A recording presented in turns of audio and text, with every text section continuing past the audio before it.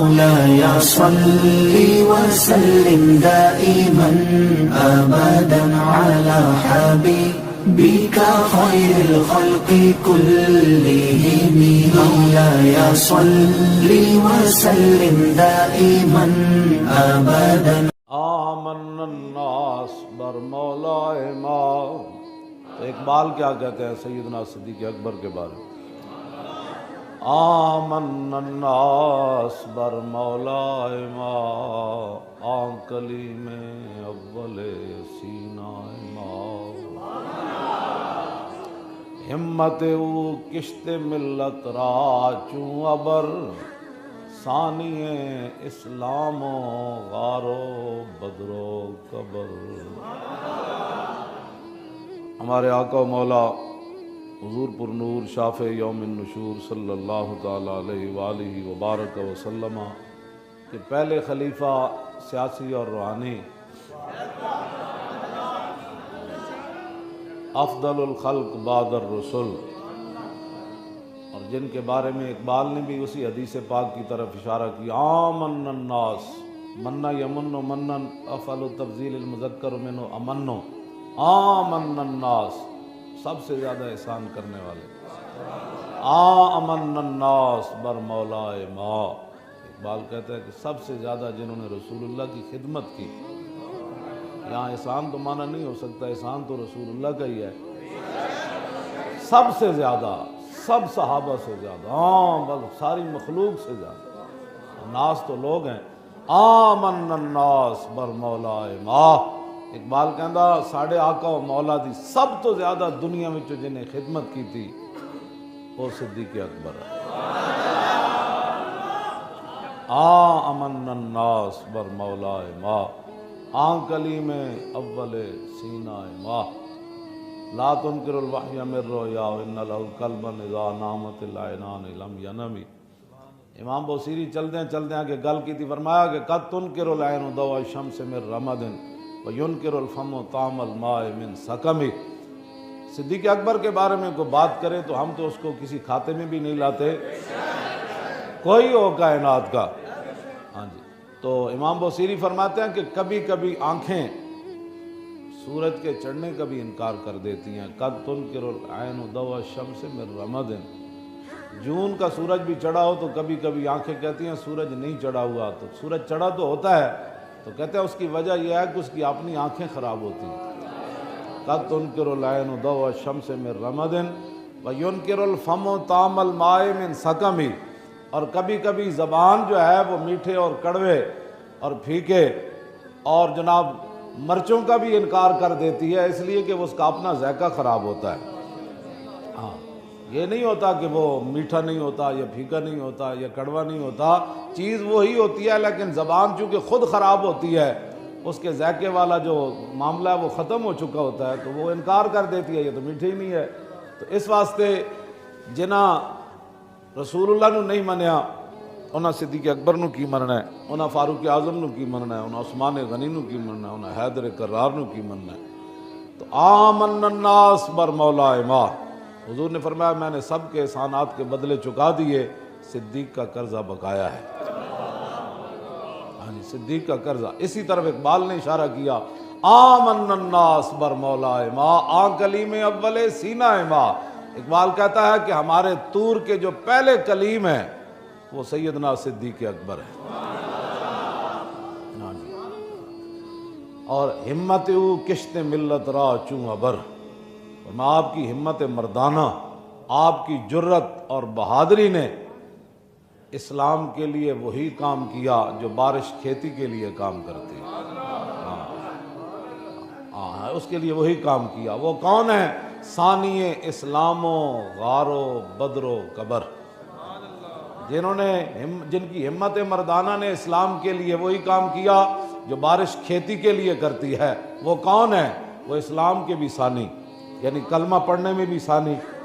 کہ حضور نے اعلان فرمایا، صدیق اکبر نے لا الہ الا اللہ محمد رسول اللہ پڑھ لیا. ہاں، ثانی اسلام بھی ہے، ثانی غار بھی ہے، اور ثانی بدر بھی ہے. جو آج بھی رسول اللہ کے قدمین میں جلوہ گر ہیں. ان کی کوئی شان کا اندازہ کر سکتا ہے، اور جن کے احسانات کا بدلہ حضور فرماتے ہیں میں نہیں چکا سکا، یکافئ اللہ بہا یوم القیامہ، اللہ رب العالمین قیامت والے دن صدیق کے احسانات کا بدلہ خود چکائے گا۔ اور المستدرک للحاکم کے اندر امام حاکم نے لکھا کہ وہ پھر احسان کا بدلہ کیسے قیامت والے دن چکایا جائے گا، تو امام حاکم نے المستدرک کے اندر لکھا کہ قیامت والے دن ساری مخلوق کو اللہ بلا کرنا، جو مومنین اور وہ مطیعین ہوں گے، انبیاء اور رسل کے ماننے والے ہوں گے، مسلمان ہوں گے، مومن ہوں گے، ان کو بلا کر سب کو اکٹھا اپنا دیدار کرائے گا۔ تو صحابہ عرض کی تھی حضور بھائی اتنے بھیڑ نہیں لگنی، اتنی دنیا جو ہونی بھائی تے رب نو ویکھن لگے بھیڑ نہیں لگنی، اتنے ہجوم نہیں ہو جانا، تو حضور نے فرمایا سورج نو ویکھن لگے کدی ہجوم ہویا؟ تو فرمایا انہیں جو سورج پیدا کیتا انہوں ویکھن لگے کدی ہجوم نہیں ہویا، تو خالق نو ویکھن لگے کیڑا ہجوم لگنا؟ ہاں ساری دنیا بھی ویکھنا شروع کر دے تے سورج تو کوئی مسئلہ ہے؟ ہاں تو ساری دنیا جب رب دا دیدار کرے گی اور حضور دے صدقے کرے گی، حضور دے صدقے، تو ساری مخلوق کو اللہ تعالیٰ دیدار کرا کے پھر واپس بھیج دے گا، جاؤ سارے چلے جاؤ۔ پھر وہ جو رسول اللہ نے فرمایا نا میں نے صدیق کے احسان کا بدلہ نہیں چکایا، امام حاکم نے لکھا کہ پھر رسول اللہ نے فرمایا تنہا صدیق اکبر کو رب العالمین بلائے گا۔ ان کی کوئی شان کا اندازہ کر سکتا ہے کہ ساری مخلوق کو ایک بار دیدار کرایا جائے اور تنہا صدیق اکبر کو رب اکیلے بلا کر دیدار کر، ان کی شان کا کوئی اندازہ کر سکتا ہے؟ اس واسطے سورج کی طرف کوئی تھوکنے والا، کوئی چمگادڑ ہو تو چمگادڑ کو تو یہ سورج بھی اچھا نہیں لگتا۔ ہاں اس کو پوچھا جاتا ہے جی آپ دن کو باہر نہیں آتے، تو کہا آپ کا مجھے سورج نہیں اچھا لگتا، تو چمگادڑ کو اگر سورج اچھا نہ لگے تو سورج کا گناہ تو نہیں ہے، وہ چمگادڑ کی اپنی آنکھ کا قصور ہے، جس کو سورج جیسا حسین چیز بھی اچھی نہیں لگتی۔ تو سیدنا صدیق اکبر افضل الخلق بعد الرسل، ہاں جی، جو اسلام میں بھی ثانی، غار میں بھی ثانی اور بدر میں بھی ثانی۔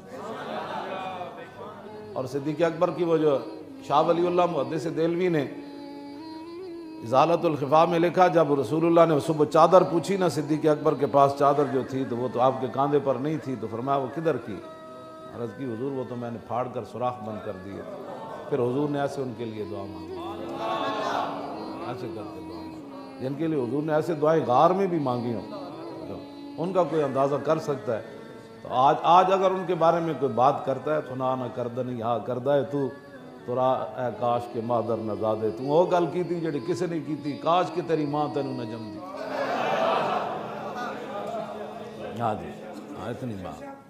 جس واسطے سیدنا صدیق اکبر رضی اللہ تعالیٰ عنہ، رضی اللہ تعالیٰ عنہ، رضی اللہ تعالیٰ عنہ، رضی اللہ تعالیٰ عنہ، آج بھی اتھے جلوہ گرن وہ مقام جڑا عرش الہی نال بھی اج افضل ہے، جتے حضور جلوہ گرن، جتے رسول اللہ جلوہ گرن، وہ جگہ اج بھی عرش الہی نال کرسی نال لو نال کیوں جی افضل اور اعلیٰ ہے۔